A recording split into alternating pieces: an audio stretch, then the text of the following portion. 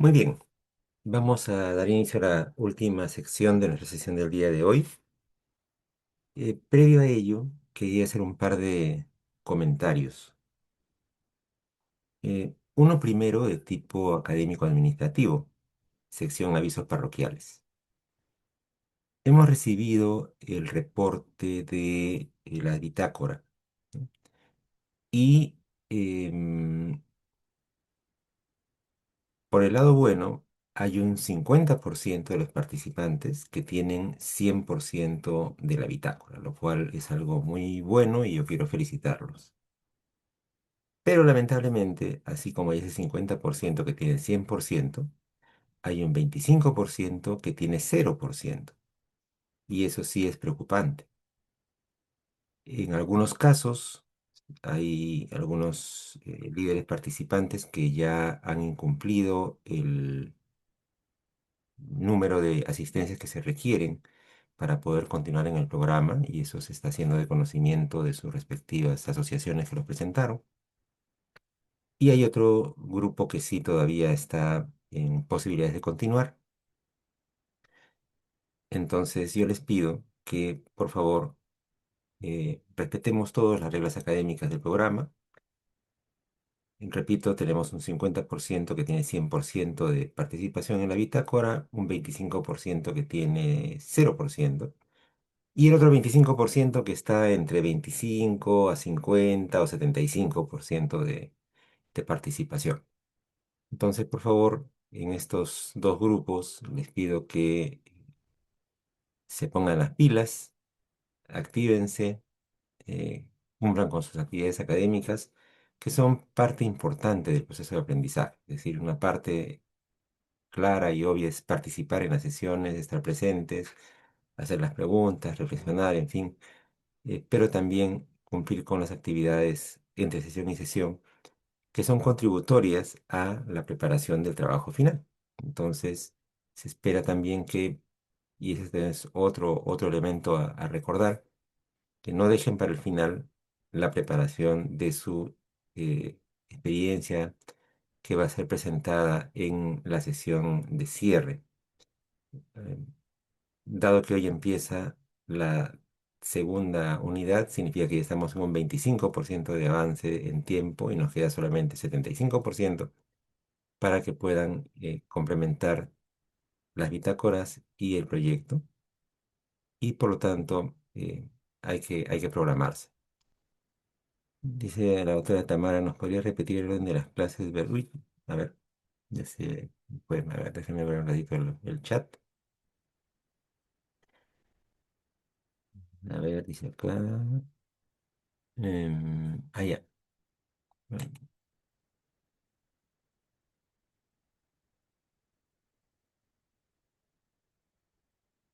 Qué raro, me pareció ver un comentario de la doctora Tamara, pero ya no lo veo.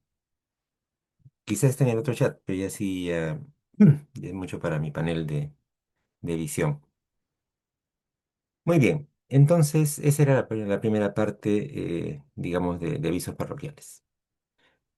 En la segunda ya es adentrarnos en nuestro conversatorio del día de hoy. Yo quiero hacer notar también y agradecer la presencia de los colegas coordinadores académicos Ramón Perón y Mauricio Soto, a quienes voy a pedir también una reflexión sobre la primera parte de la sesión. Yo también voy a hacer la mía y a continuación ya abrimos el escenario para todos. Empezaremos en orden de edad. Ramón.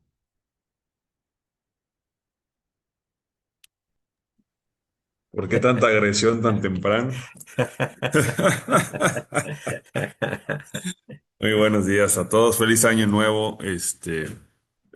Mientras escuchaba a la doctora Carolina, a Ariana y a Rodrigo, pensaba en qué privilegiados somos de iniciar el año aprendiendo.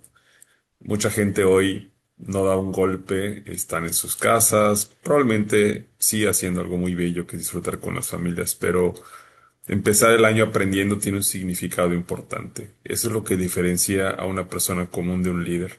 Alguien que no pierde ningún minuto del primer año, los primeros días del año para ponerse adelante, para seguir creciendo profesionalmente y con ello hacer crecer a su institución y por supuesto a la educación médica de su país. Felicidades a todas y a todos los que están hoy conectados. Pues miren, yo de simulación, la verdad, no me considero un simulador, pero he trabajado muy cerca de simulación desde hace muchos años. Es algo natural, como decía Ariana, quienes trabajamos en educación médica, si tenemos ya un ratito en esto, tenemos que haber tenido contacto con simulación. Hoy en día es imposible no hablar de simulación en el entorno de la educación médica. Me tocó, fíjense que durante mi doctorado tuve una estancia doctoral en la Universidad de Ontario, en la Tecnológica de Ontario. Y cuando yo llegué a esa universidad con mi amigo Otto Sánchez, que por cierto fue ponente en las primeras sesiones, vi por primera vez una, una, un área, una terapia intensiva simulada, ¿no? Yo hasta ese tiempo lo único que había visto en México, y es que ya había visto a algunos centros de simulación, porque desde 2009 soy par verificador de COMAEM, entonces me tocaba ir a muchas escuelas a evaluarlas. Y había visto muchos centros de simulación, pero todos eran aulas con simuladores. Aulas, unas muy bonitas de vidrio, ¿no? Pero eran muchos simuladores apilados para que los estudiantes puedan pasar uno por uno y hacer maniobras, maniobras, maniobras, ¿no? Cuando vi ese centro de simulación en Ontario, para mí fue un despertar y entender que la simulación debía ser situada, contextualizada, con realismo, ¿no? Que no solo se simulaba el paciente, sino que se simulaba el entorno, ¿no? Y después de haber tenido esa experiencia, cuando regresé a México, traté y bueno, luego tuve una posición directiva en la Universidad de Trabajo, traté de hacer un centro de simulación, un hospital simulado, ya no un centro de simulación, sino un hospital simulado. En ese entonces traté de convencer al director hablando de la resistencia de la que tanto mencionaban y que seguramente ustedes también experimentan. Y él, más o menos convencido, me dijo, bueno, vamos a hacerlo. Él es un médico ortopedista clínico que vio la utilidad de esto. Sin embargo, aquí es donde los gestores tenemos que también saber que no lidiamos con el conocimiento, sino también con la parte política. El secretario administrativo veía en mí una amenaza para el relevo de la dirección y él no quería que yo tuviera un proyecto exitoso, ¿no? Entonces, aunque estaba la autorización del director de hacer el proyecto, el secretario administrativo, que era el financiador, el que contrataba, el que compraba los equipos, el que contrataba a la gente, él no le convenía que el proyecto fuera exitoso, ¿no? Entonces hizo lo posible para que esto no quedara como originalmente se había planeado. Finalmente, el centro de simulación se inaugura unos meses después. Se hace una reestructura de lo que eran aulas aisladas o separadas, aunque fueran una continua a la otra, pero que eran escenarios independientes. Se hace una integración para hacer en ese entonces un quirófano, una sala de partos, un área de terapia intensiva y una área de hospitalización con su área de debriefing. Y todo integrado se organiza. Hay un consultorio y se organiza todo para que todo estuviera conectado, integrado con pasillos. Sin embargo, la realidad es que ese problema de los intereses políticos mermaron en la potencialidad del proyecto, ¿no? Se hizo un proyecto, digamos, low cost que no terminaba de cuadrar en toda la armonía del proyecto para que se sintiera realmente como un hospital simulado, ¿no? Mejoró, sí, mejoró mucho de lo que teníamos, pero no se logró eso. Años después, 5 años después, en 2019, me toca dirigir una facultad de medicina privada en la Ciudad de México, en donde cuando me contratan les hablo de la idea del hospital simulado. Ya el IMSS, que es donde trabajaba esta Ariana, había intentado algo, pero había hecho algo increíblemente costoso. El gobierno no tenía límite en los fondos, increíblemente costoso y que no sabían cómo operar, que es lo que contaba Ariana. O sea, empezaron a llamar gente a decirles cómo qué iban a hacer con eso, ¿no? Pero no habían logrado esa integración final de ese hospital. O sea, era algo como muy grande, muy desconectado, que no lograba una magia de un centro de simulación con realismo, que te sintieras en un hospital real, ¿no? Entonces, en 2019 le platiqué este proyecto a la persona que me contrató para la universidad y le dije que una de las condiciones para ir era ese, que a poder hacer el hospital simulado. Y finalmente lo hicimos y la verdad es que, digo, no, sería, creo que no es honesto autodecir que quedó muy bien, pero la verdad es que a mí me gustó mucho porque sin ser extremadamente grande ni tampoco invertir demasiado dinero en equipos costosos, logramos hacer un hospital funcional que tenía un área de urgencias y choque, una sala de partos que se puede convertir en quirófano, una sala de valoración ginecobstétrica, tenía una enfermería, una sala de neonatología. Tenía el área de hospitalización para adultos y para niños, un cuarto aislado que también se podía convertir en una terapia intensiva. Tenía el cuarto de médicos, la coordinación médica y dos consultorios de medicina general, todo conectado con pasillos, con espacios para realizar la enseñanza como si fuera un hospital real. No podías enseñar a la cama del paciente, o podías enseñar en el pasillo, o en la sala de urgencias, o en la sala de partos, o en el consultorio a los estudiantes, y también ellos podían, eh, pues también ejecutar como médicos. Otra cosa que hicimos fue no solamente la infraestructura y el equipo. Bueno, la infraestructura además estaba pintada con colores similares a una institución de aquí. Entonces realmente recreaba, después de 30 minutos de estar ahí adentro, pensabas que realmente estabas en un hospital. Además, se, ay, ¿cómo se llama? No quiero decir se decoró, se le puso sonidos, se pusieron bocinas para que tuvieras sonidos de hospital. Entonces, un rato después, tú podías después de estar escuchando el sonido de hospital todo el tiempo, los olores también se metieron, algunos aromatizantes y la central de enfermería tenía todo organizado. Bueno, estaba muy padre. Pero más allá de la infraestructura, de los maniquís y del entorno, la creación del entorno, algo que se hizo es que se generó una estructura jerárquica similar a la de un hospital. El coordinador del centro le denominábamos jefe de servicio y ganaba como un jefe de servicio. Los profesores del centro de simulación eran los médicos adscritos y ganaban como médicos adscritos. Se les daba las mismas condiciones que tendría un médico en un hospital público, en sueldo, en salario y horario. Los médicos internos, perdón, los médicos pasantes, tenemos médicos pasantes ahí haciendo su servicio social, eran los residentes. Tenían beca también como un residente. No, a esa sí no era de la misma dimensión, pero sí tenían beca y se les daba condiciones se les enseñaba a ser profesores, se les enseñaba a ser, bueno, a fortalecer su área médica. Y los internos, y los estudiantes de pregrado eran como los internos, ¿no? Preparándolos ya para el internado. Entonces, esa estructura operaba todo el tiempo. Esa fue una innovación que se hizo. Y la otra cosa que también se hizo, ya como tips, como perlas, es que en muchos centros de simulación se pretendía que los mismos médicos de aula fueran a tener prácticas al centro de simulación, cosa que era muy difícil porque era estar lidiando todo el tiempo con el médico del aula, aunque sea un clínico, a lo mejor un cardiólogo que llega a la facultad a dar 2 horas de clase, se mete al salón de 2 horas de clase y se va, ¿no?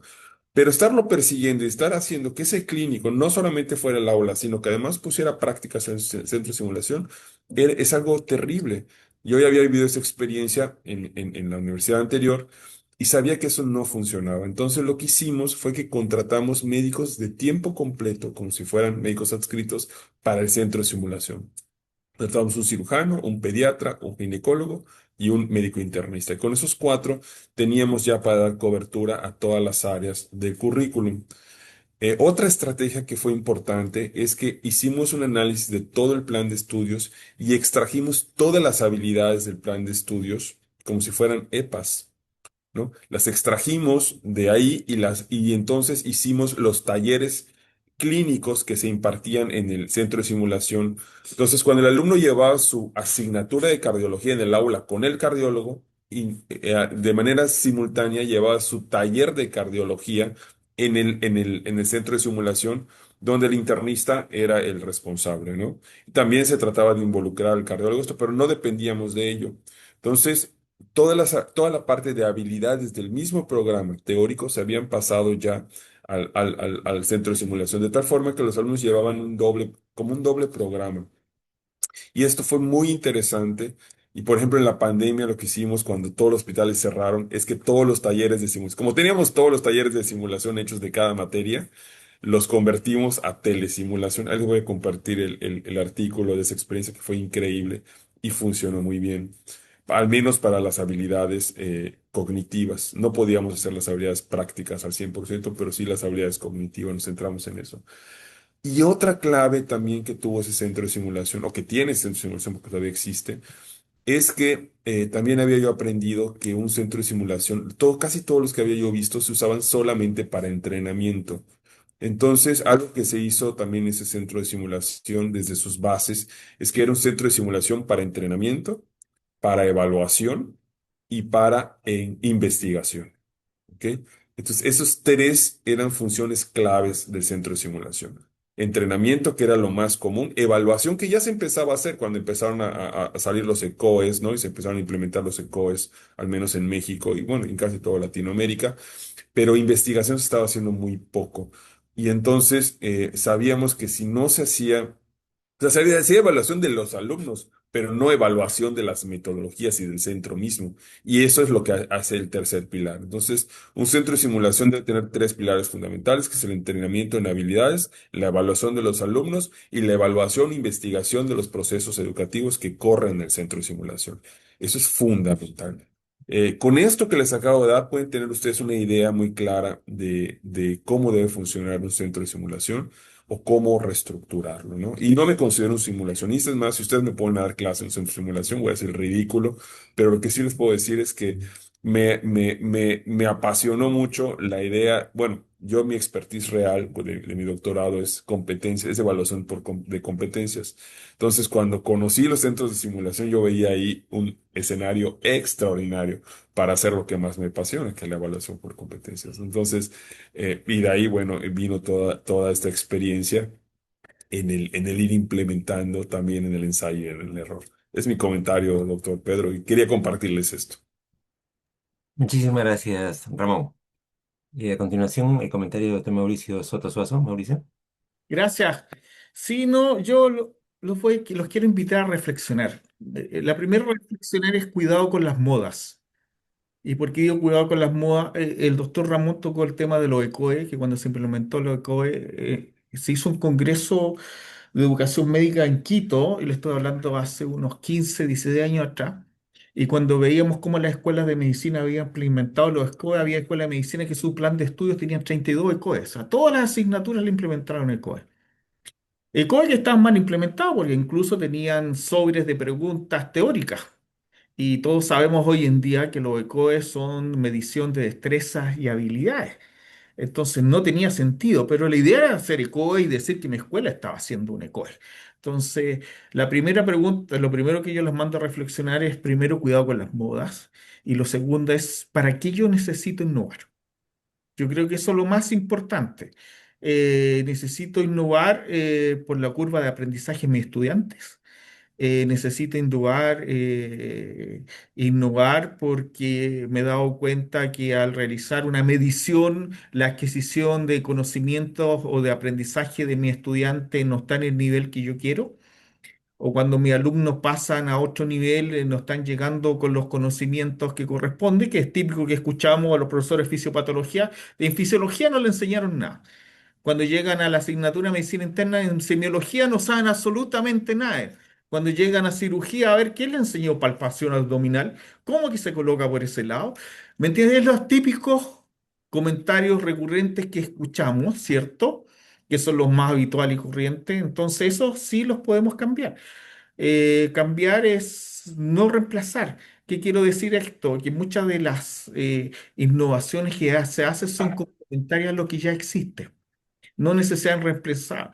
Siempre la gran discusión cuando yo era vicedecano y tenía a mi cargo la Oficina de Educación Médica, en que la lideraba en parte la doctora William, de ahí nace este estudio de las actividades activas, era ¿por qué hacemos esto? O sea, tengo que aplicar ABP. a aplicar el ABP como lo están aplicando en algunas escuelas en que todo tiene que ser con ABP o todo tiene que ser con TLB. Y de ahí nació el estudio de ella, su doctorado, en que se dio cuenta que en realidad hay que hacer actividad activa. ¿Y por qué lo digo? Lo digo porque una de las grandes preguntas que hicieron ustedes, yo vengo de una universidad pública del Estado, en que no tengo financiamiento para poder aplicar toda esta implementación de hospitales de simulación, no tengo dinero para esta realidad virtual extendida, nunca lo voy a hacer porque no hay dinero. Yo creo que sí se puede hacer, ¿ah? Primero, todas las universidades estatales tienen derecho a fondos concursables externos, a fondos concursables siempre pensamos en la investigación dura científica, pero también hay fondos concursables para educación médica.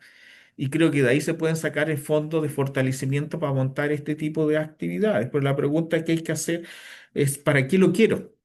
Lo quiero para mostrarme como competencia a las otras universidades que están surgiendo, privadas, estatales, pertenezcan a otra región, a otro estado, o realmente porque quiero mejorar mi proceso de enseñanza-aprendizaje. Yo creo que lo importante es mejorar el proceso de enseñanza-aprendizaje y para qué y el cómo lo hago.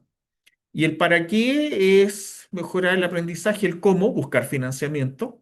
No me puedo cerrar como futuros líderes, ustedes no se pueden sentar en un escritorio como decano, vicerrectores, directores de escuela y decir, estoy en una universidad estatal, así que no tengo dinero como para poder hacerlo. El doctor Ramón Esperón les contó su experiencia como liderazgo y los problemas internos políticos que tiene. Eso existen en todas las universidades y a nivel de todos los países. Pero hay que buscar la manera de, como gestores, ustedes son futuros líderes y van a ser futuros de gestores, de gestionar esta actividad y esta actividad buscar fondos concursables externos, tanto nacionales como internacionales, existen de ambos. Lo que ustedes están viendo aquí es que pueden formar redes con expertos, los mismos docentes o expositores a los cuales vinieron a exponer, contactarse con ellos y ellos les van a ayudar a escribir proyectos y decirle, mira, estos son los errores que nosotros cometemos, no comienzan de acá, porque esto ya no funcionó, pero sí funciona desde acá. Y desde esa experiencia ustedes pueden postular a fondos concursables y optimizar el recurso económico, que es lo más importante como futuros líderes para el proceso de aprendizaje. Y lo segundo es que esto no reemplaza el campo clínico, la simulación no lo reemplaza, y lo demostraron muy bien los dos expositores, preparaban a los estudiantes para el campo clínico. O sea, eres un anterior, no es un cambio por. Y lo daban los ejemplos muy claros y se muestra siempre en todas las charlas de simulación que ustedes lo van a ver que va a tocar el tema de los pilotos, de los centros de simulación de los pilotos de aviones, en que ellos antes de traspasar a un avión de mayor categoría tienen que primero sobrepasar la prueba de simulación. Aquí es exactamente lo mismo, es la curva de aprendizaje, aprender la destreza y después que aprenden la destreza pasan a tener con el paciente. Y esas son las grandes preguntas que ustedes tienen que reflexionar y hacerse como futuros líderes. ¿Cómo busco el financiamiento? ¿El para qué me sirve esta nueva metodología y cómo la voy a implementar? Y dentro del cómo, ¿cierto? La profesora, una de las preguntas que le hicieron a usted a la profesora William en la primera charla es, ¿los docentes cómo se veían con esta actividad activa? Bueno, estrategia o estrategia a corto, mediano y largo plazo. Entre mediano y largo plazo, el perfeccionamiento docente. Vamos perfeccionando a los académicos con estas nuevas, pero a corto plazo tomo un pequeño grupo en cual lo formo casi en una mentoría y esos pequeños grupos después se van irradiando, porque ese mismo que formé bajo una mentoría, él toma otros dos docentes y lo va aumentando y esa es una medida a corto plazo. Y esas son estrategias. Estrategias que ustedes las tienen que tener como futuros líderes en su plan de desarrollo estratégico. O sea, esto no es, se me ocurrió un día en la mañana y voy a hacer innovación en educación médica. No, la estrategia está basada en el plan de desarrollo estratégico que son, estoy haciendo innovación de diseño curricular. Esta innovación de diseño curricular, que fue lo que vimos la semana pasada, tenemos que aplicar innovaciones en el proceso de enseñanza-aprendizaje. Y yo insisto en lo que siempre hemos mencionado, hablamos mucho que ahora la metodología está centrada en el estudiante. ¿Estamos haciendo realmente metodología centrada en el estudiante o seguimos con las clases magistrales? Y ahí viene lo otro que no somos capaces porque tengo una sala con 80 estudiantes y hago clases, pero la doctora Williams le dio una solución que es bastante clara y y que está bastante argumentada desde el punto de vista de la educación médica. Hagan sesiones de 20 minutos para esos 20 y hagan una pregunta y discuten los estudiantes, les ponen en un plenario y continuamos con 20 minutos de clase. Vamos haciendo esta rotación de que los alumnos no van perdiendo la atención y van a evitar que los alumnos ocupen esto en su clase, que son los celulares. Que a los 30 minutos van a estar todos chateando entre ellos o chateando hasta afuera con los celulares. Entonces, hay pequeñas, grandes medidas que sí, no se necesitan grandes recursos, pero sí lo importante es tener por qué esto regresa. Conversábamos la semana pasada con el doctor Mendoza y el doctor Esperón en que queremos formar líderes de cambio. ¿Por qué? Porque algunos mencionaban que solamente actualizando el plan de estudio ya estábamos listos. No, las actualizaciones son para mantener, como lo dice la palabra y discute la redundancia, actualizado el plan de estudio. Pero cuando hago muchas actualizaciones del plan de estudio, estoy obligado a hacer un rediseño curricular, porque si no estoy colocando parcho. Entonces llega un minuto que la actualización no me sirve ese rediseño. Entonces, ¿qué queremos formar? Líderes para el cambio, sí, pero yo le quiero colocar unas dos palabras más, líderes para el cambio, pero con pensamiento crítico. Y aquí le llamo con líderes para el cambio, atrévanse a hacer el cambio, pero con pensamiento crítico. Reflexiono para qué estoy haciendo el cambio. Y no me voy con las modas. Pensamiento crítico es, ustedes van a ser gestores, van a ser directores, van a ser decanos, ojalá vicerrectores, ojalá alguno de ustedes algún día veamos ser rector de la universidad y ojalá así sea. Pero para eso hay que hacer gestión. Y la gestión no es fácil, no es que ustedes lleguen y le dicen, tome señor, aquí usted tiene una bolsa con dinero y aplíquela. Tiene que buscar el dinero o optimizar el poco y nada recurso que tiene para provocar los cambios. Y para eso tienen que utilizar pensamiento crítico, el cómo, el para qué, el dónde, el cuándo, medida a corto, mediano, largo plazo. Entonces, mi invitación es que se transformen en líderes para el cambio, pero con pensamiento crítico y que no se dejen llevar por las modas, sino que de acuerdo a su propia realidad, a lo que ustedes necesitan, de acuerdo de su norte, que es el perfil de egreso, vayan realizando las innovaciones correspondientes. Y que esto no viene a sacar lo que ya existe. Lo ECOE no viene a reemplazar los exámenes al lado de la cama del paciente.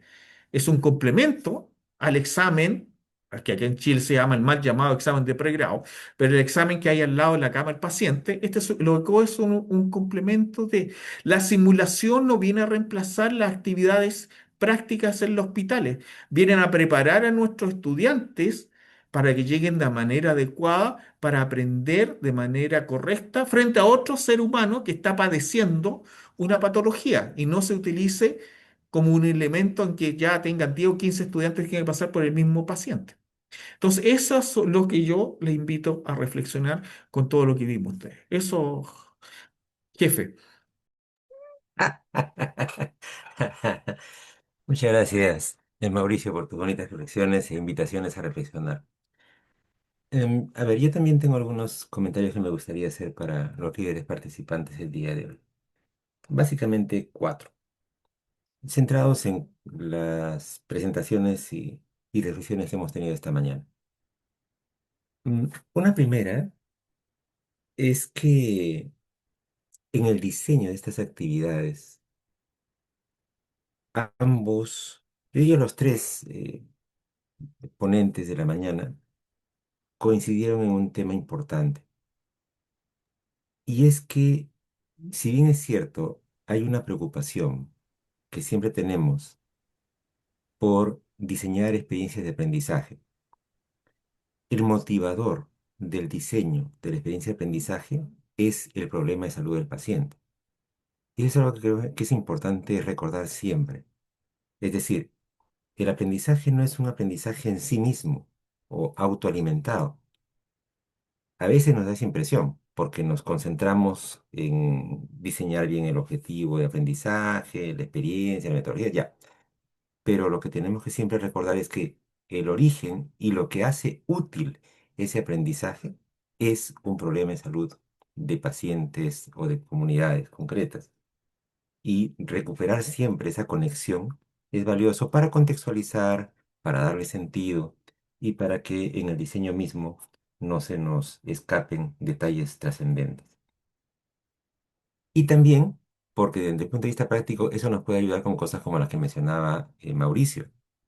Es decir, quizá yo no pueda aplicar a un fondo específico de proyectos para educación médica, pero sí hay proyectos o concursos de proyectos para experiencias para resolver problemas de salud de la comunidad o de un grupo de pacientes. Y yo aplico ese fondo y allí incorporo la dimensión de aprendizaje, de evaluación que yo quiero. Y de esa manera también puedo acceder a recursos complementarios para lo que está preocupándonos, que es mejorar las capacidades y competencias en las facultades y carreras. Una segunda cosa que quisiera hacer notar de la sesión de esta mañana es este tema de de la integralidad entre pregrado y posgrado. Em,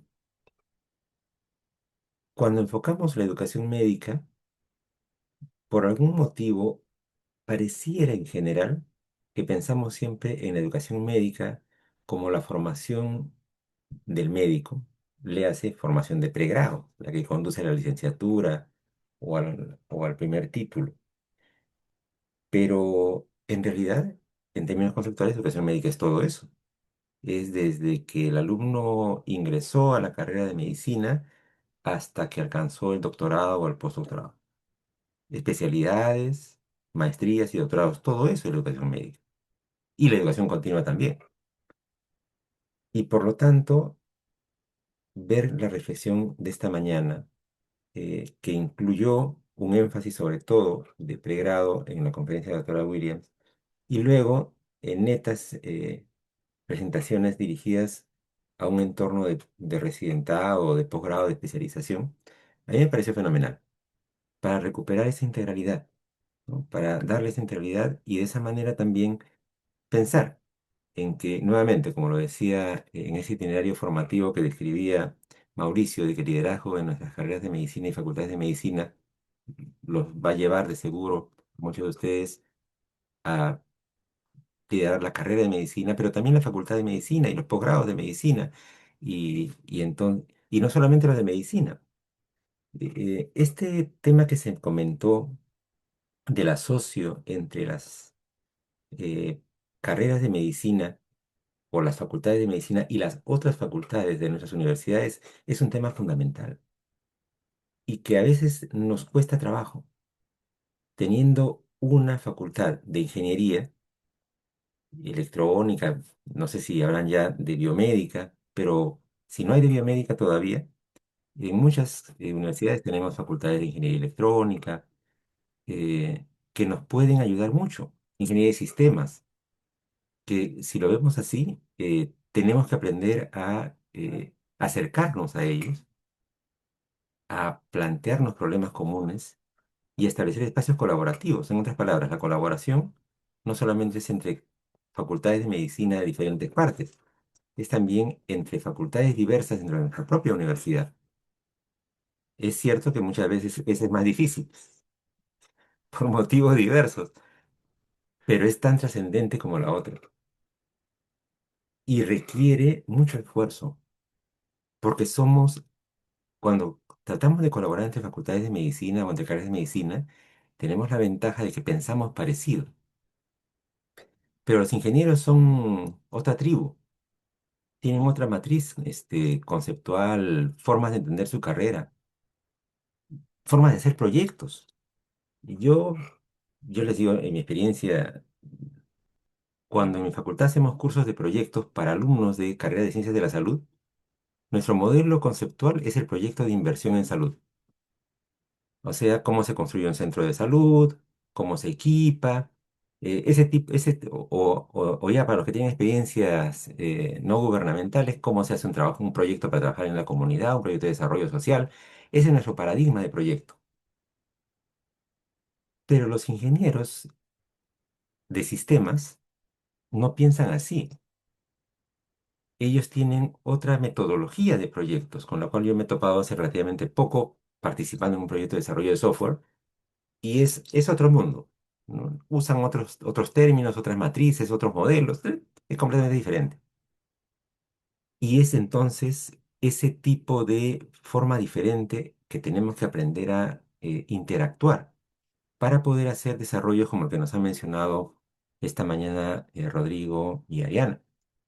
No son proyectos de inversión como los que nosotros muchas veces ya seguramente hemos participado o propuesto.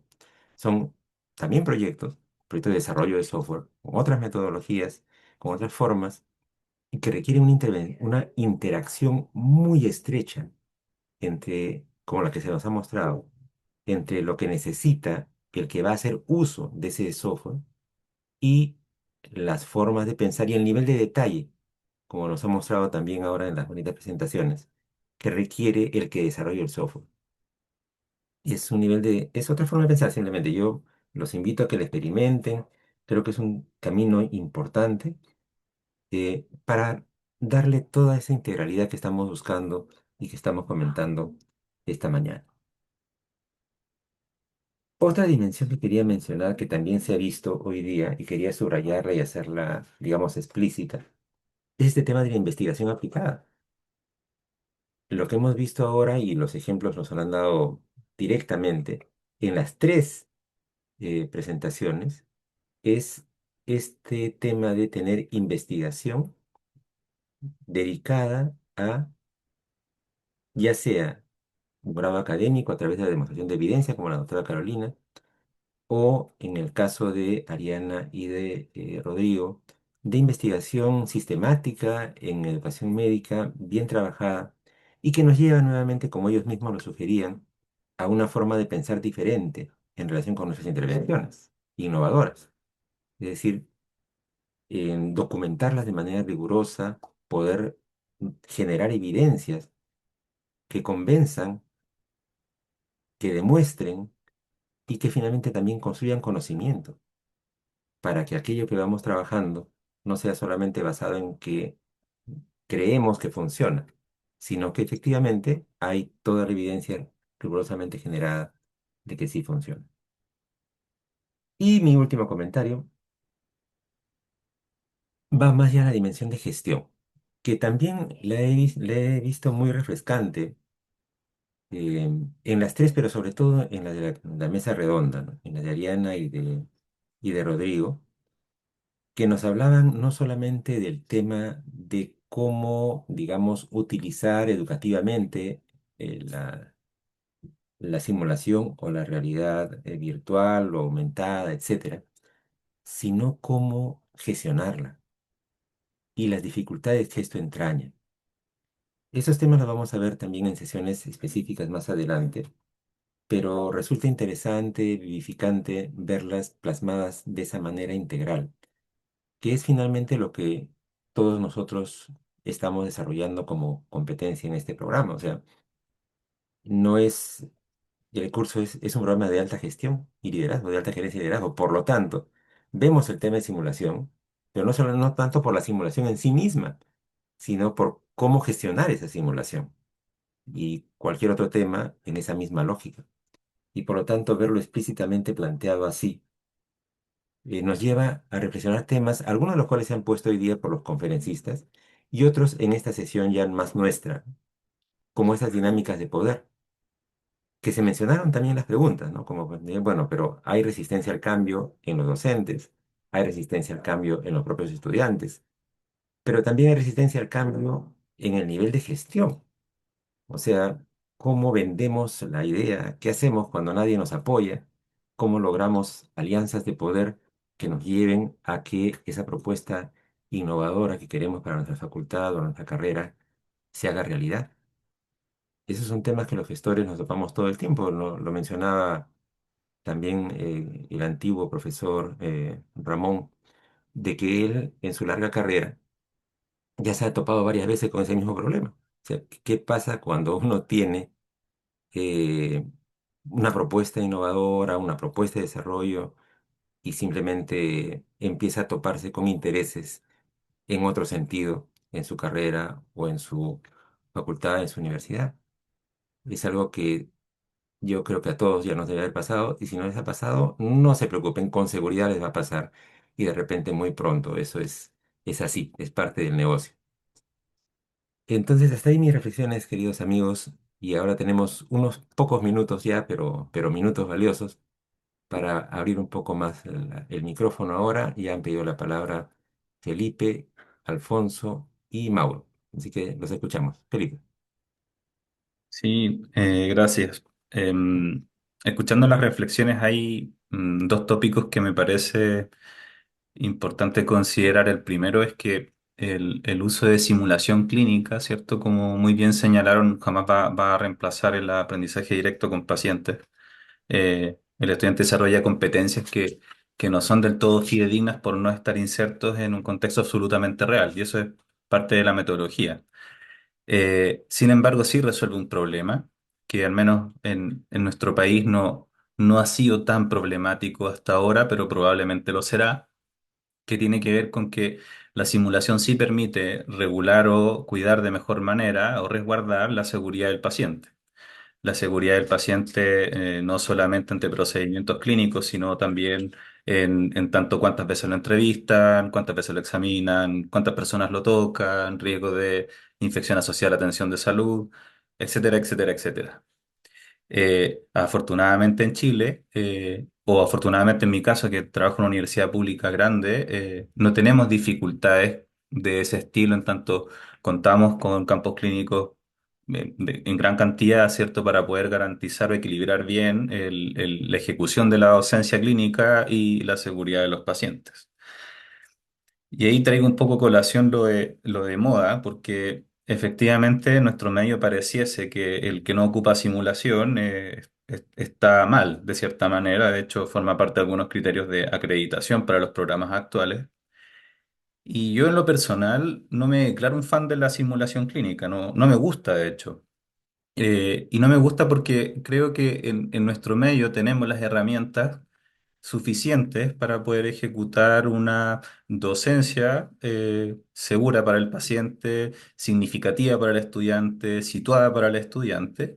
Y comprendo la simulación clínica como un dispositivo, ¿cierto?, que nos va a ayudar sobre todo en escenarios de alto riesgo para el paciente, como puede ser, por ejemplo, la instalación de un catéter venoso central en programas de postítulo o una toracocentesis, paracentesis en el caso de los internos.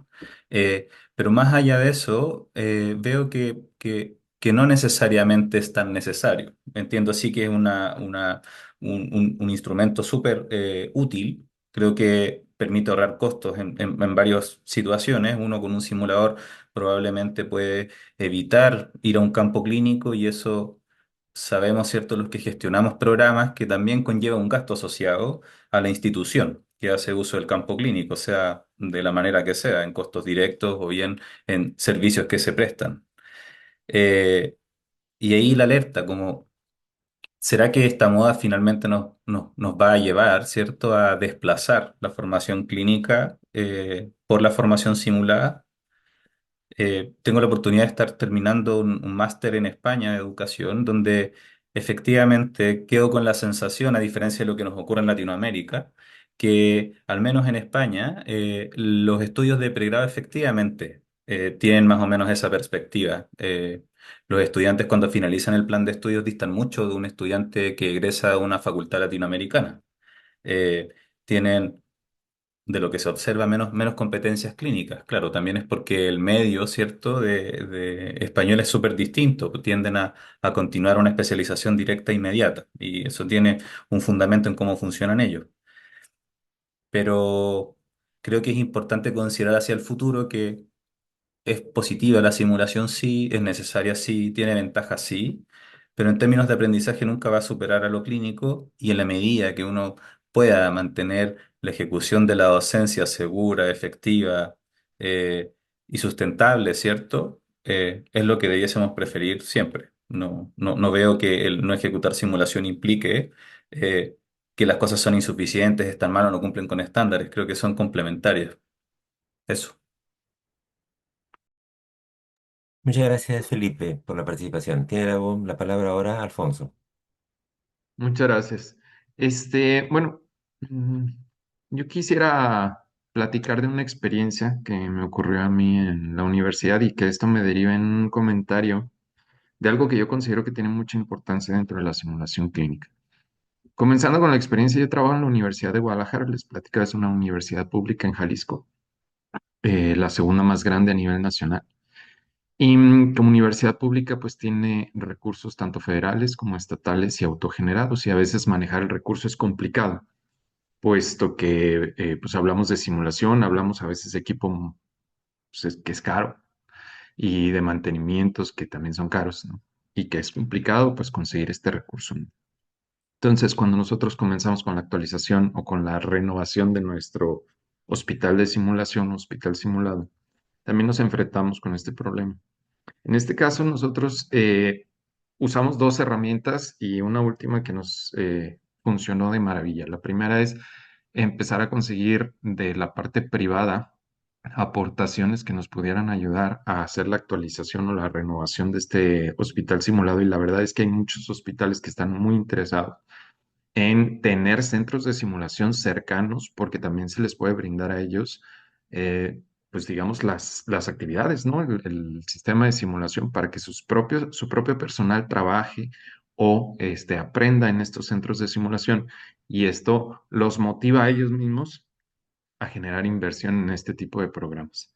Y también en México hay un programa que es el programa U079, gestionado por la Secretaría de Educación Pública, en el cual también se puede obtener o se puede, digamos, competir por cierto recurso y de ahí también, pues afortunadamente nos vimos favorecidos y pudimos bajar bastante recurso para hacer la actualización o esta renovación del hospital de simulación.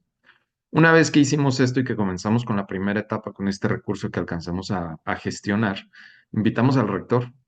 Invitamos al rector al área de simulación, le pusimos las gafas, lo pusimos a ver escenarios de simulación y básicamente hicimos que saliera de ahí diciendo cuánto más necesitas. Entonces, también tuvimos que sembrar ahí la semillita con las personas adecuadas, pero enseñando que nosotros ya habíamos empezado, digamos, con el primer paso y que ya nos faltaba pues también cierta parte de la universidad, ¿no? Para terminar o concluir con lo que estábamos haciendo. Esto nos funcionó muy bien, pero nos dimos cuenta de una cosa. Nos estábamos enfocando mucho en la renovación del hospital de simulación y nos estamos enfocando muy poco en el cómo hacer simulaciones, es decir, en la capacitación docente, en la evaluación, en la formación de instructores, etcétera. Y luego de repente nos pasó lo que decía la doctora Cerón, que ya teníamos mucho dinero invertido en equipo y en infraestructura, pero no habíamos invertido nada en capacitación. Y a pesar de que tuviéramos todo, no lo estábamos haciendo 100% o de la mejor manera posible.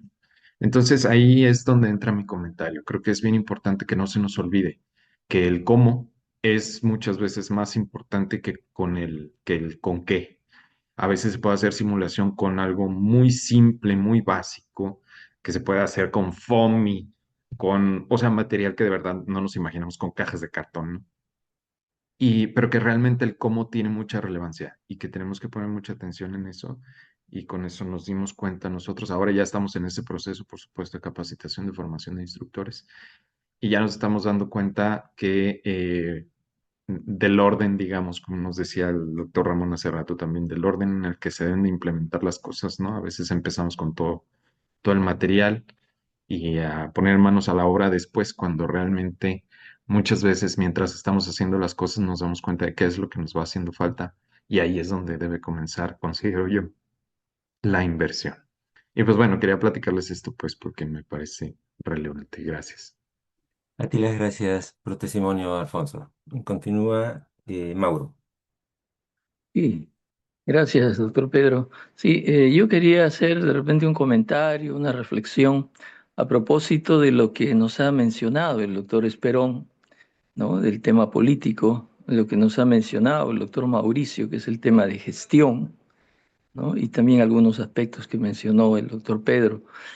Eh, yo trabajo en una universidad nacional, quizá una de las universidades nacionales más pequeñas de nuestra patria, porque está en la región donde empieza el Perú, que es Tumbes. Sin embargo, esta universidad nacional, ¿no? Está creciendo, ¿no? Ya tenemos 6 facultades, tenemos 21 carreras profesionales. Yo estuve hasta hace poco, hasta noviembre del año pasado, estuve desempeñando el cargo por elección de decano de la Facultad de Ciencias de la Salud. Tuvimos ahí una gestión 4 años, donde me apoyó mucho ASPEFAN, ¿no? Aprendí muchas cosas también en cursos, en reuniones, etcétera. Pero definitivamente, como lo decía el doctor Esperón, el tema político es otro obstáculo enorme que también pasa a ser un desafío, ¿no? Y comento esto porque ahora que estoy dirigiendo ya la Escuela de Medicina, luego de haber dejado ese decanato, eh, pues nosotros tenemos, como sucede en las nacionales de nuestra patria, tenemos pues grupos políticos. Eso es innegable. Nadie puede soslayar el tema político, ¿no? Al margen de lo académico, lo técnico, ¿no? Lo científico, pues el tema político es importante, ¿no? El rector, vicerrectores que actualmente están en nuestra universidad forman parte de un grupo político, ¿no? Nosotros, conjuntamente con otros colegas, con otras autoridades, pertenecemos a otro grupo. Definitivamente, pues, viene el celo, ¿no? Es posible, ¿no?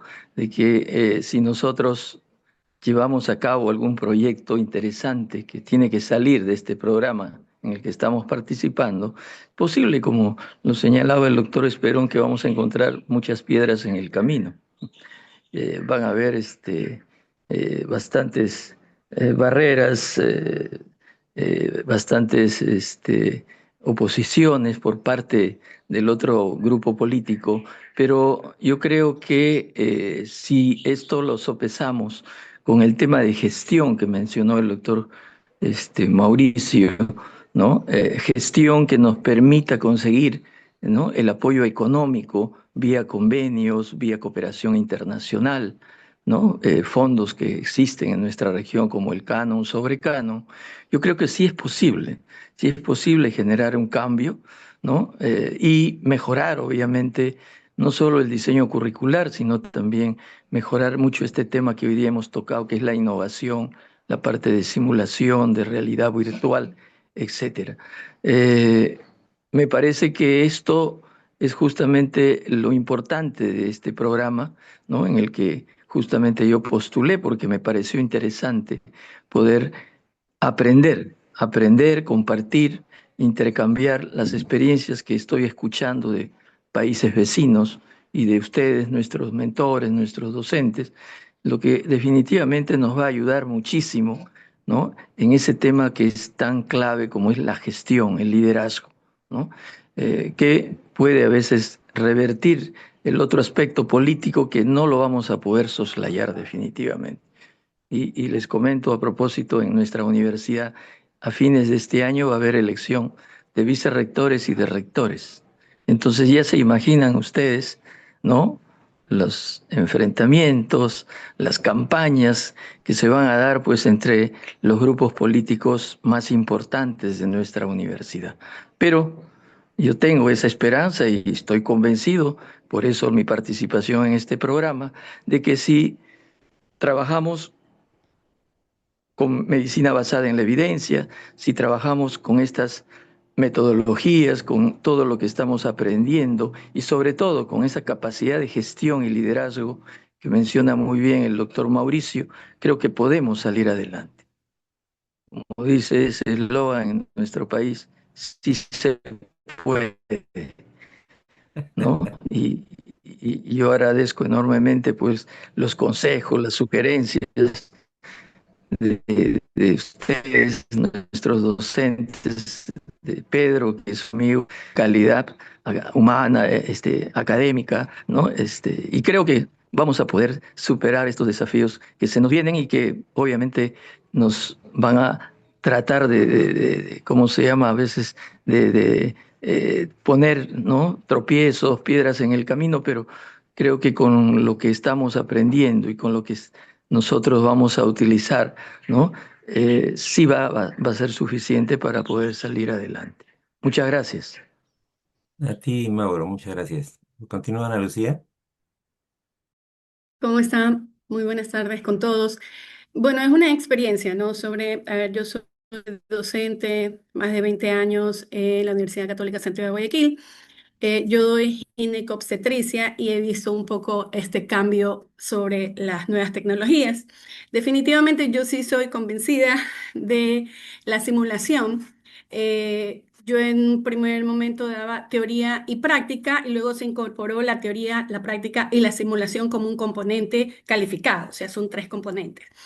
Y el tipo de estudiante, cuando iba a hacer una práctica desde poner un espéculo, no iba con la seguridad a realizar una habilidad que había adquirido en la simulación, ¿no? Recordemos también que no solamente es la seguridad del paciente, sino el derecho del paciente. Y cuando estamos hablando de ginecobstetricia, estamos hablando de un área muy íntima en la cual no es como para poner a 10 estudiantes con una paciente.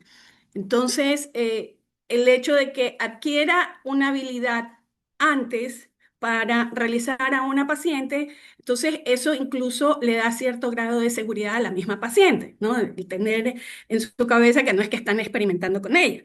Entonces, no solamente es el adquirir la habilidad, sino más adelante con otros conocimientos, una competencia. Entonces, yo sí, al menos en mi asignatura, ¿no? Sí he visto un cambio en los estudiantes al que salen con mayor seguridad ante una habilidad que no la podían tener sino simple cuando iban con el paciente. Definitivamente la simulación es una herramienta educativa, es una más, ¿no? Entonces no es que vamos a quitar la actividad con una paciente en vez de y utilizar la simulación. La simulación es como una transición entre lo teórico y la práctica con la paciente. Entonces adquieres una habilidad para poder aplicarla con la paciente. No lo del espéculo es una de las tantas habilidades que van a ir teniendo a medida que van pasando el semestre durante su estudio, ¿no? Y pueden aplicarlo ya cuando van con el docente en práctica. Entonces, sí, hemos pasado por tenemos un área, un centro de simulación que ha ido creciendo a medida que ha pasado los años, no solamente obviamente de la parte de ginecobstetricia, podríamos decir que nosotros fuimos como que los primeros, pero ya se han ido incorporando otras asignaturas y ahora nos estamos un poquito más, digamos, nos quedamos cortos con el área como era en un principio.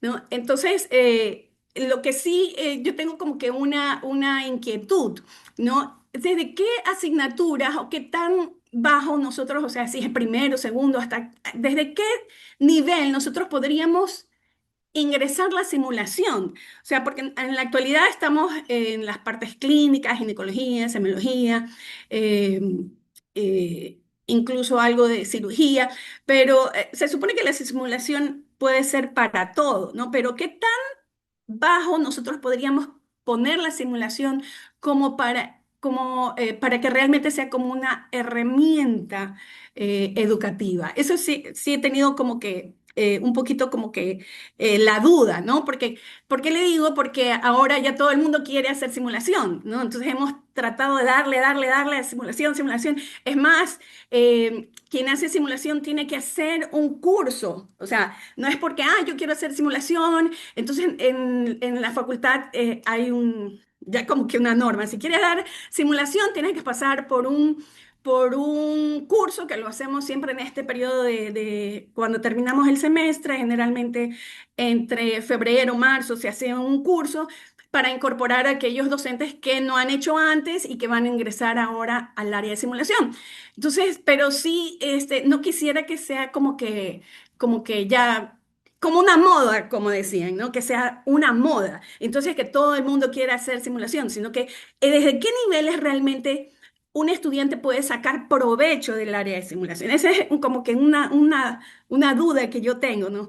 Desde el inicio puede ser anatomía por la realidad virtual, pero ¿qué tan histología, embriología? O sea, ¿qué tanto realmente puede sacar provecho desde el punto de vista de lo que es, ¿no? Es una herramienta para la atención al paciente. Entonces, eso sí, no sé si alguien me puede decir, pero eso, no quisiera que en nuestra facultad sea, ya todos quieren, todo es la moda. Entonces, no, como que hay que poner un límite, asumo. Eso es lo que yo pienso.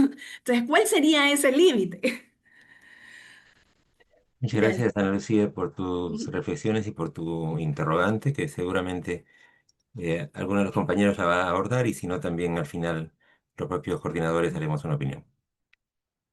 Continúa, Gonzalo.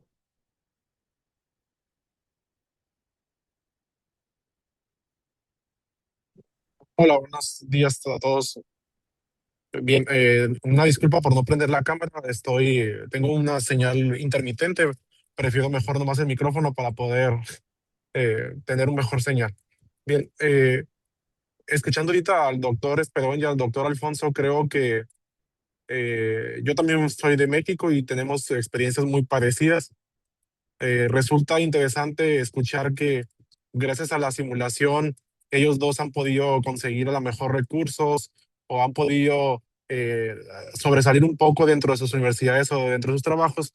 Y es interesante porque dentro de mi trayectoria académica y docente ha pasado algo muy similar también. Eh, Como un pequeño anécdota, en mi universidad hace 4 años, 5 años, no había áreas de simulación, no había absolutamente ni un simulador clínico para área de medicina. Los únicos simuladores que había eran en el área de enfermería, pero sin embargo era otra área que muy ajena a medicina y que no se utilizaban para el programa.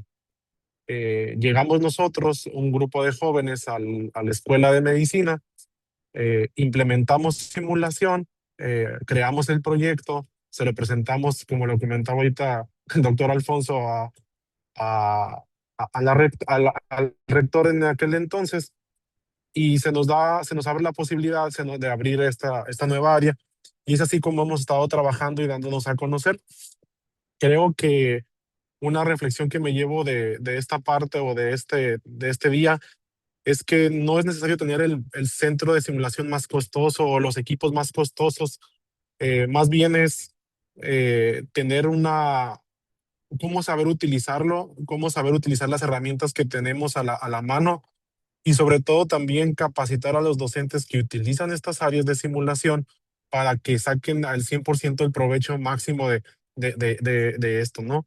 Es clave, como lo comentábamos, entonces la capacitación docente, el diseño también de las estrategias pedagógicas que se utilizan en el centro de simulación. No es lo mismo tener, como lo comentaba, el mejor simulador, pero si no lo sabemos utilizar o si no se utiliza, pues está de más tenerlo, ¿no? Eh, También tenemos la experiencia de que nuestro centro de simulación no es no tiene simuladores de alto costo, o no tiene uno nomás de alto costo, que estamos en proceso de adquirir más. Sin embargo, hemos utilizado estrategias eh, con escenarios más sencillos, pero no necesariamente tienen que ser escenarios eh, que utilicen ciertas herramientas más costosas, sino que simple y sencillamente hemos sabido utilizar esto, generar esos escenarios, y con los escenarios, pues, aprendizajes significativos, y como vemos en la primera charla, aprendizajes muy objetivos, significativos, y que los alumnos han podido la práctica, que es lo que nosotros hemos estado escuchando en toda esta práctica, en toda esta charla, ¿no? Sería cuánto. Muchísimas gracias. Continúa, Laura. Muy buenas tardes para todos, de verdad. Muchas gracias por esta sesión y vuelvo y cojo el espacio de esta conversación para hacer algunas como reflexiones hasta personales.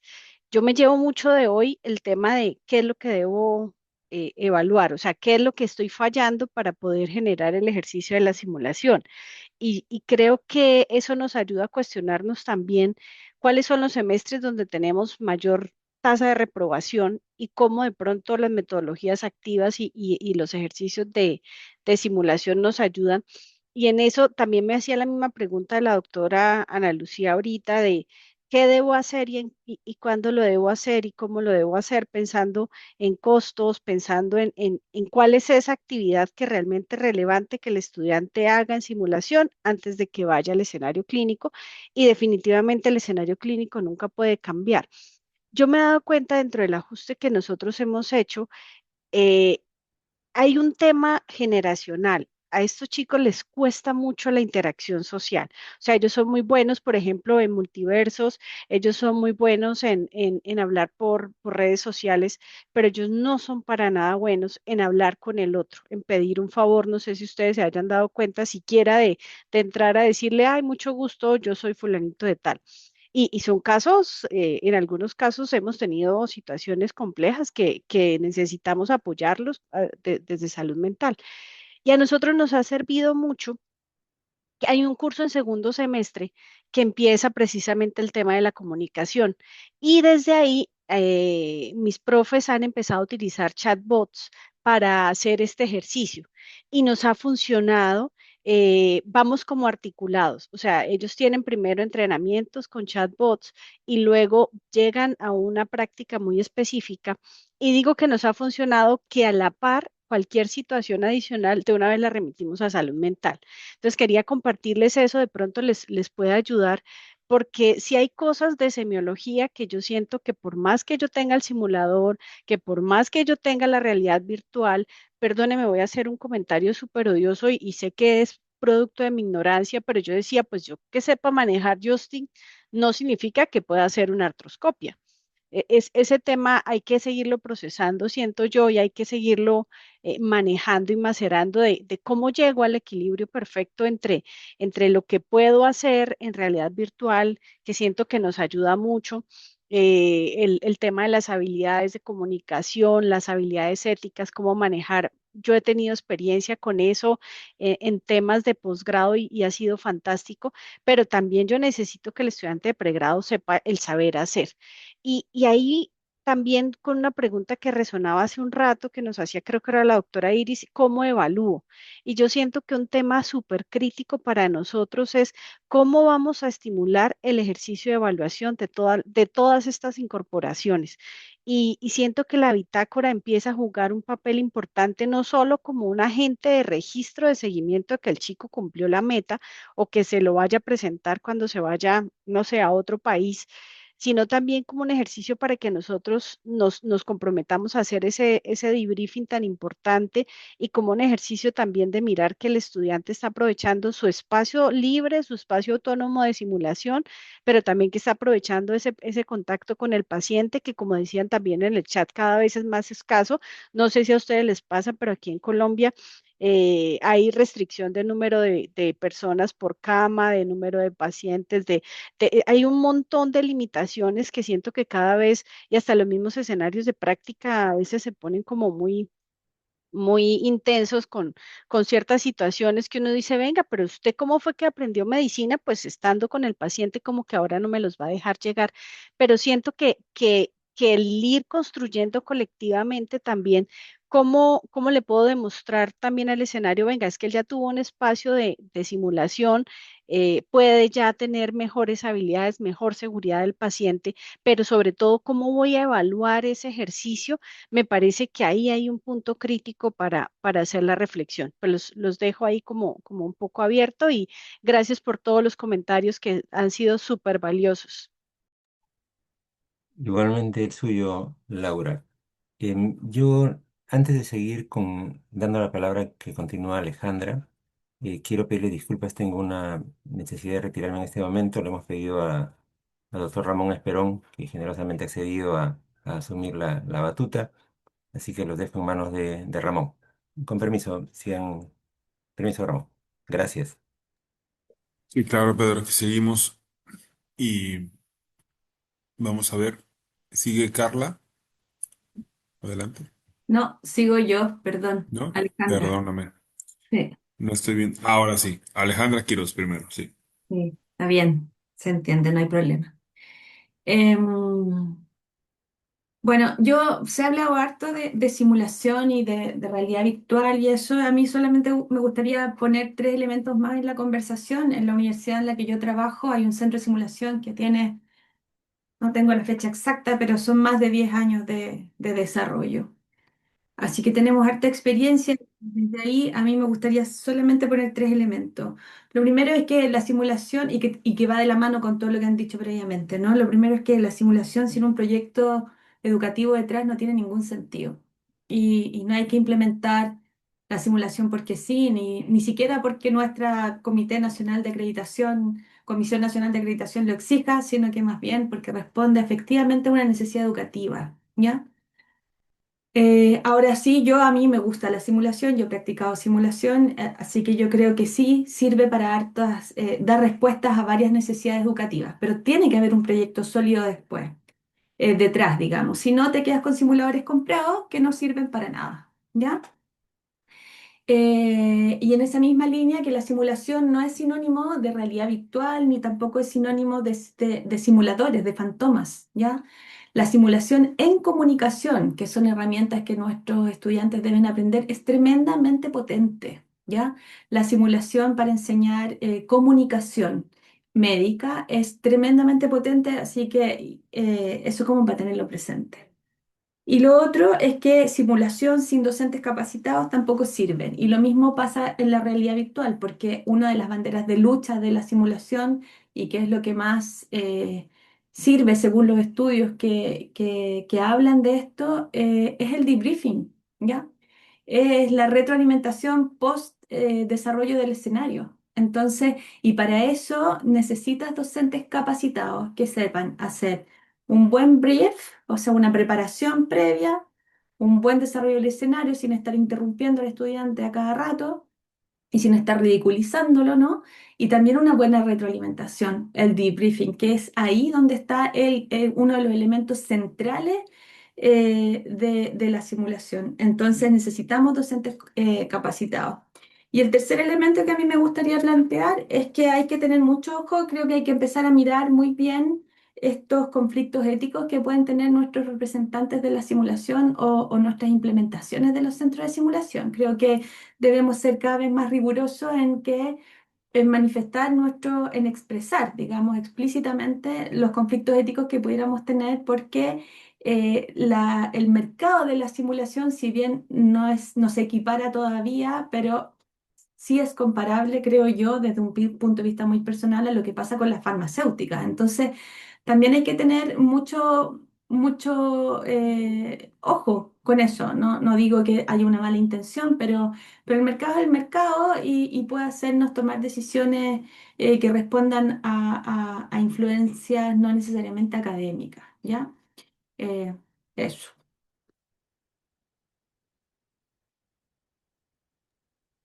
Gracias, Alejandra. Ahora sí ya veo la lista en orden y sigue Gordon, luego Carla y luego Iris.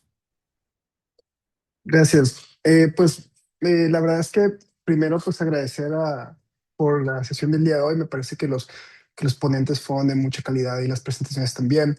Y yo nada más quiero hacer un par de aportaciones. Algunas cosas inclusive pues, van a ser como un poco repetitivas.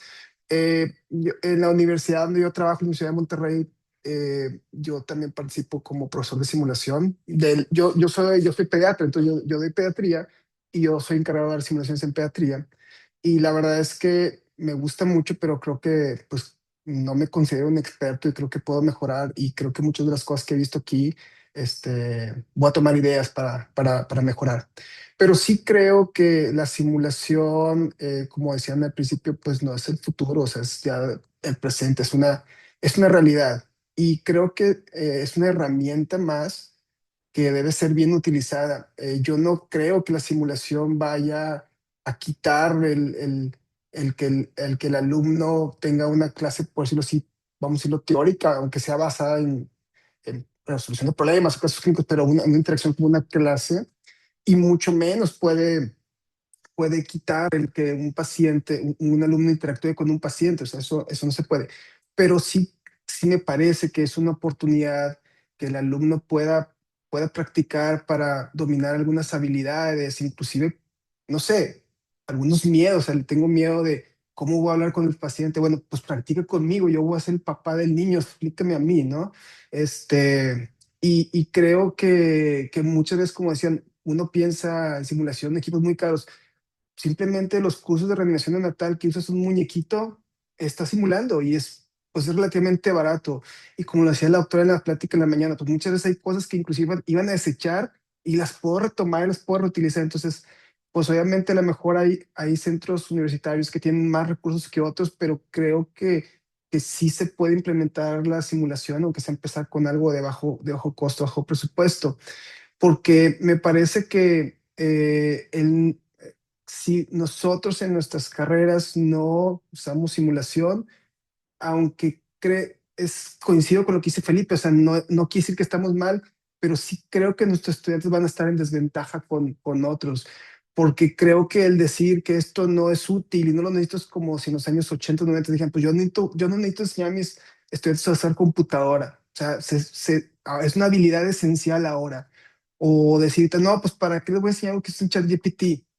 Pues si no lo saben usar van a estar en desventaja con otros alumnos. Entonces, más que nada es a ver, ayudarte a cómo lo uses de manera correcta, o sea, que lo uses como una herramienta, pero que no haga todo tu trabajo. Y eso creo ahí está el reto. Entonces, me gustan mucho también las aportaciones de mis compañeros y créanme que aprendo mucho y me llevo muchas cosas de aquí para aplicarlo en mi vida diaria como profesor. Gracias.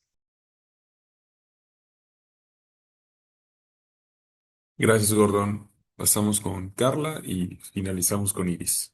Sí, muchas gracias, doctor Ramón. Bueno, quisiera retomar nada más el comentario de nuestra compañera Ana Lucía, que ella preguntaba que como que desde cuándo o podemos iniciar con la simulación. Eso seguramente va a depender dependiendo los recursos, valga la redundancia, que tengamos dentro de nuestro mismo laboratorio de simulación. Nuestra experiencia, por ejemplo, en la Universidad Juárez, que es una universidad pública y que así como todas las universidades, tanto públicas como privadas, puede tener un tema de recursos, es que hemos tratado de hacerlo más independientemente de que tengamos lo menos, ¿no? Podemos iniciar con prácticas muy básicas, como por ejemplo la toma de signos vitales, que lo digo con todo respeto, podemos tener médicos clínicos que trabajan en dos instituciones que se dedican a la privada y dan clases y no saben, por ejemplo, cómo tomar la tensión arterial con una técnica palpatoria y auscultatoria correcta. Y no nada más así del insuflo el baumanómetro hasta que quiera reventar, ¿no? Entonces, digo, nos vamos desde lo muy básico hasta prácticas muy avanzadas o integradoras como la atención de un paciente en un escenario de una urgencia cardiovascular. Y no nada más estamos evaluando la parte de que el estudiante pueda a lo mejor diagnosticar, no sé, una arritmia, que puede establecer bien cuál es el tratamiento que sigue. Hay prácticas que nos permiten hacer la evaluación individual, como por ejemplo una toma correcta de signos vitales, hasta prácticas muy complejas, como estas de escenarios de urgencia cardiovascular, donde incluso evaluamos el trabajo en equipo. Y yo siempre le digo a los chicos, antes de iniciar la práctica en urgencias, las órdenes son cerradas, pero también nos podemos equivocar. ¿Cómo debemos de hacer una retroalimentación o cómo le decimos a un compañero que a lo mejor la dosis que me acaba de indicar de adrenalina no es la correcta, pero hacerlo de una manera efectiva, ¿no? Y también estamos de alguna manera trabajando con esas habilidades de comunicación que también lo mencionaba una de nuestras compañeras, que también tienen que desarrollarse dentro de estos escenarios, o sea, no es solamente que sepa diagnosticar y tratar, sino incluso el cómo se desarrolla el estudiante con el paciente, pero también con los compañeros con los que va a colaborar, ya sea enfermeros, nutriólogos, psicólogos o con los propios médicos. Y bueno, sí hemos hecho investigación dentro de nuestro laboratorio de simulación que cumple uno de los criterios que mencionaban hace rato de que hay que hacer entrenamiento, sí, tenemos que hacer evaluación también y también tenemos que hacer investigación. Y en lo personal, sí disfruto mucho la simulación clínica, algo que yo creo que nos va a diferenciar estando en este diplomado y que puede que coincida también con muchos de nuestros compañeros es que a lo mejor nos apasiona lo que hacemos y cuando estamos dedicados a la docencia, realmente todo lo que podamos realizar se vuelve un área de oportunidad en la cual siempre vamos a ver que hay algo que puede ser positivo. la simulación a mí me ha dejado como reflexión que si hay un cambio en el estudiante, sí lo prepara, no sustituye al paciente. Jamás, eso nunca lo hemos tratado de alcanzar con la simulación, pero sí mejora la confianza y la seguridad en el paciente. Y esto se va a traducir en que posiblemente la atención que ellos van a dar a los pacientes, pues va a ser la correcta y vamos a estar de alguna manera incidiendo en la disminución de esos errores que muchas veces se dan dentro de los escenarios reales. Y lo último que quería mencionar era la parte de la gestión. Nosotros igual al ser una universidad pública contamos con recursos federales, algunos programas también estatales, pero algo que buscamos a través del laboratorio de simulación era la manera en la que se podían generar recursos propios. Lo convertimos en un centro de entrenamiento certificado en soporte vital básico, avanzado y otros cursos. Entonces, nos convertimos también en un centro de entrenamiento, además de ser un laboratorio de simulación. Y estos recursos, pues, nos han permitido seguir creciendo y alimentando al propio laboratorio, porque no es como que ya compramos maniquís de baja o de alta fidelidad y ahí se quede el laboratorio, no. Requieren mantenimiento, requiere también la actualización de estos propios maniquís.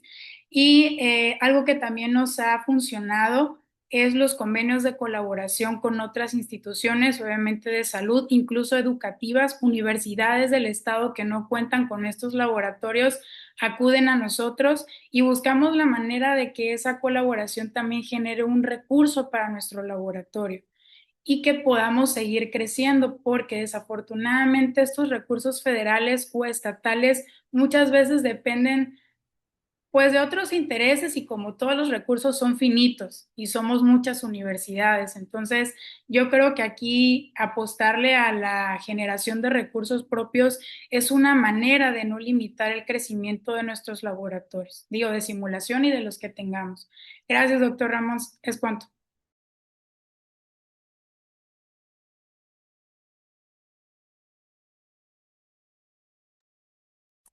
Gracias, Carla. Pasamos con Iris para ir cerrando ya este conversatorio.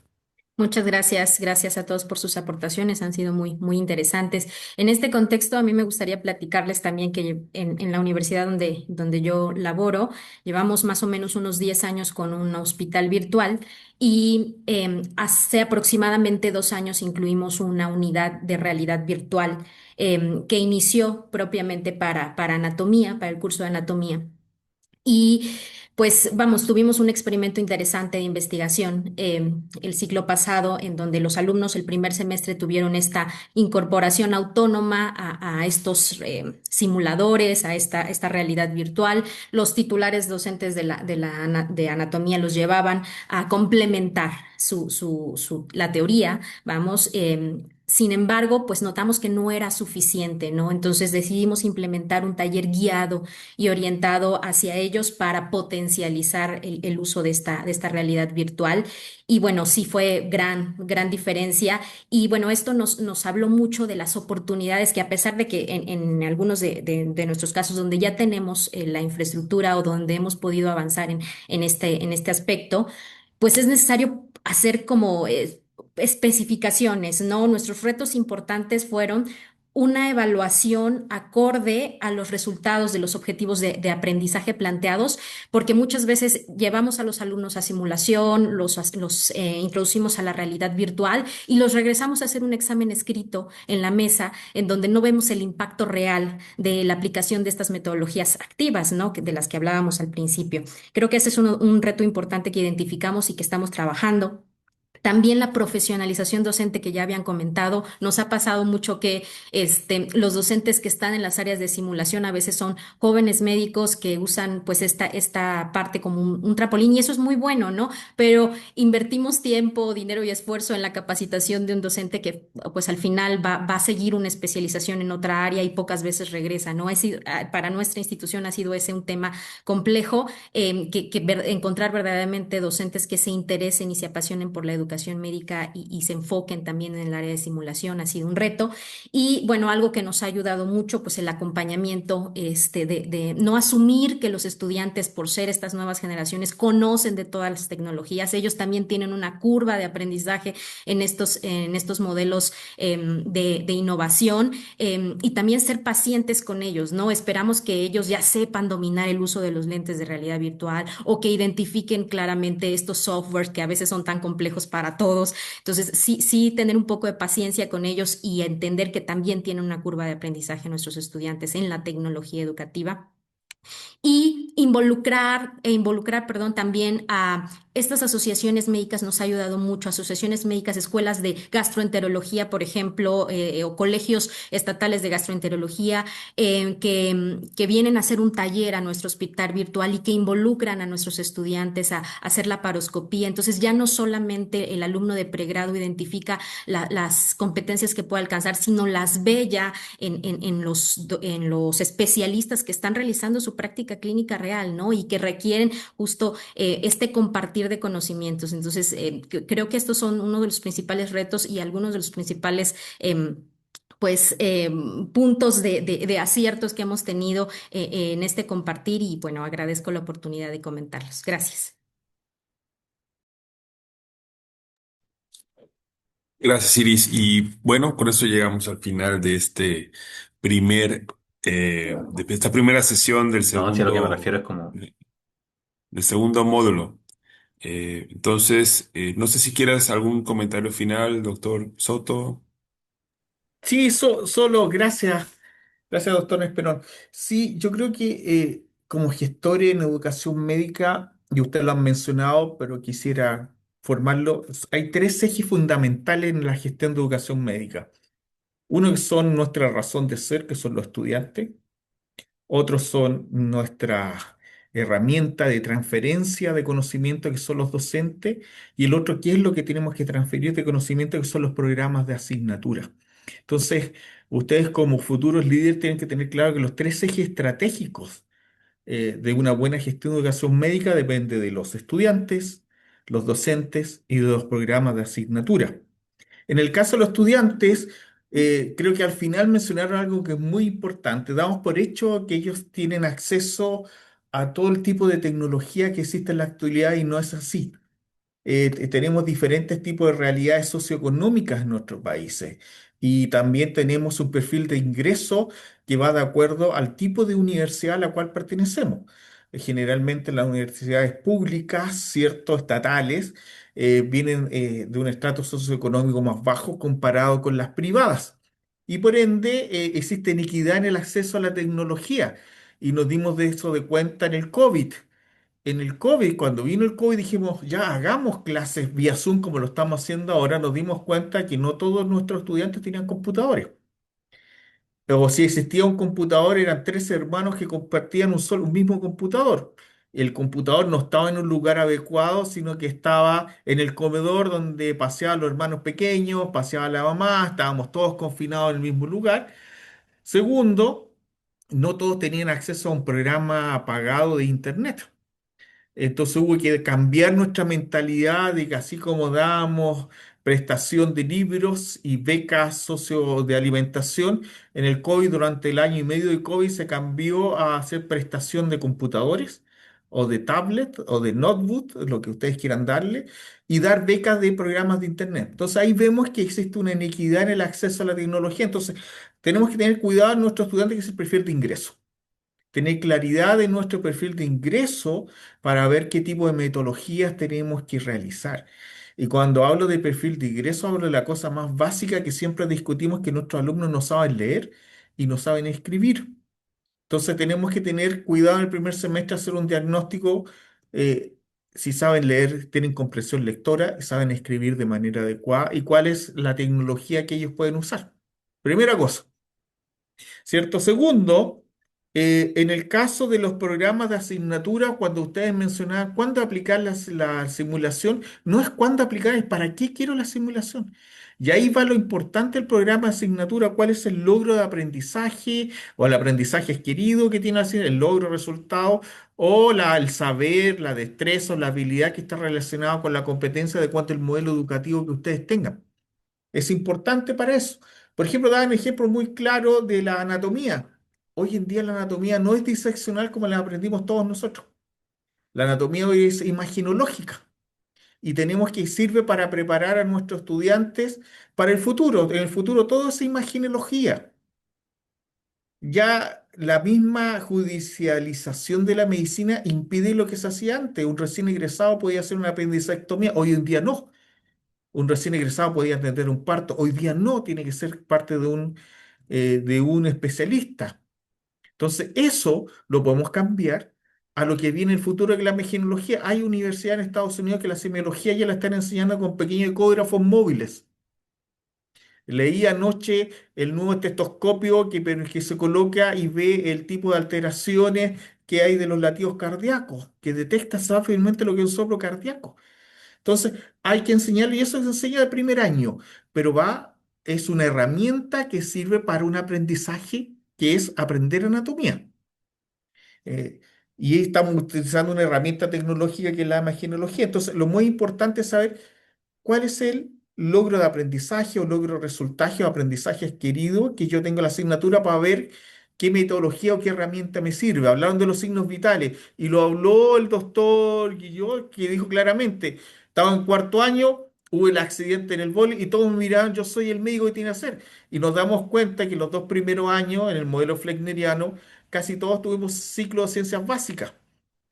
Entonces, lo que se está haciendo ahora es traspasando un contacto más cerca, temprano de los estudiantes de medicina, y eso es a través de los signos vitales. Entonces, ¿cómo pueden utilizar la simulación? A través de signos vitales.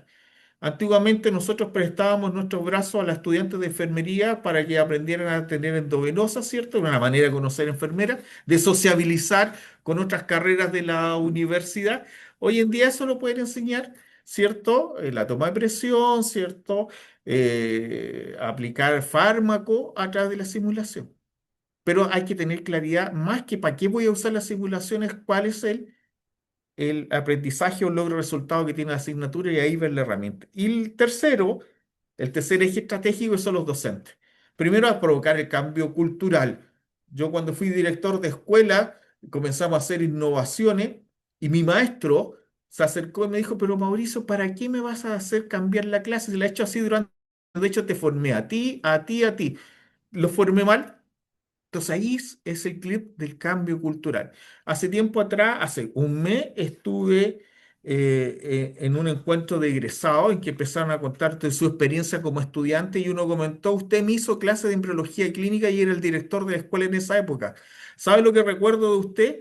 Que usted fue el primero que nos enseñó a usar los computadores para ver imágenes tridimensionales de desarrollo embrionario humano. Ya no veíamos, la generación anterior no hablaban de lo que eran los anfibios, los huevitos de gallina, ¿cierto? No, usted nos mostró inmediatamente en un computador lo que era el desarrollo embrionario humano. Aprendimos a usar computador, aprendimos imagenología y aprendimos el desarrollo embrionario humano. En una asignatura básica, cuando preguntaban a ustedes, ¿cómo podemos enseñar embriología, histología? Todo eso con imagenología. ¿Necesitamos que los médicos aprendan a usar un microscopio? O que aprendan a identificar la estructura normal para que después vean en anatomía patológica cuáles son las alteraciones morfológicas a nivel de microscopía que existe. Eso se puede enseñar a nivel de imagen. Y esa imagen se la puede llevar el alumno, así como demostraba un docente hoy en día que los lentes los prestaban para que estuviera en la enseñanza virtual, los software, las imágenes se las prestan para que el alumno estudie en su casa en un ambiente que a él le gusta, que es a nivel del computador, del teléfono, etc. Entonces, lo importante en su gestión, en todo lo que es esto de innovación, es lo que más importante, el programa asignatura. Segunda, el tipo de estudiantes que ustedes tienen, el perfil de ingreso que ellos tienen. Y tercero, el docente, el cambio cultural que se hace haciendo perfeccionamiento docente, ya sea con pequeñas capacitaciones, con cursos, con diplomados, con magíster, doctorado. ¿Van a tener fugas? Siempre va a existir una gran fuga cerebral, sobre todo de cerebro, sobre todo porque usted está formando un médico que entró a estudiar para realizar labor asistencial. Algunos van a complementar ambas cosas, pero en esa pérdida también hay ganancia. Porque cuando llegue el estudiante al hospital, ese docente que se dedicó a la labor asistencial va a saber cómo enseñar el razonamiento clínico, porque lo supo a través de experiencias didácticas que ustedes le hicieron a través de sus cursos de capacitación. Eso, doctor Esperón. Pues muchas gracias, doctor Soto, por su reflexión final. Y bueno, nada más para despedirnos, yo les puedo decir que el tema de la simulación, yo creo que ya no está en discusión, ya hace muchos años que se ha demostrado que es una herramienta útil para el entrenamiento de los estudiantes, para su evaluación, eh, y, y no compite con los pacientes. Esto sí es importante. Esto se ha visto incluso como una medida de seguridad en el proceso de aprendizaje con pacientes. Y la pregunta sería muy fácil. Si ustedes les fueran a poner una sonda dentro de 10 minutos, ¿a quién elegirían? ¿A un alumno que nunca ha puesto una o a un alumno que ya ha logrado certificar la competencia en un centro de simulación? Ahí se las dejo. Y esto solo por hablar de sondas, ¿no? Este, en general es mejor un alumno que llega al hospital ya con las competencias desarrolladas en simuladores para perfeccionarlas con los pacientes y hacer más eficiente su aprendizaje, que como nos tocó a nosotros, donde éramos pocos alumnos, habían muchos pacientes y podíamos darnos el lujo de hacer muchas veces los procedimientos desde cero con seres humanos vivos, que sienten, que sufren y que, bueno, tienen dignidad y familias, ¿no? Entonces, con eso cerramos. Muchas gracias a todas y a todos. Espero que descansen y sigan en esta construcción de un camino de liderazgo. Hasta pronto. Nos vemos la próxima semana.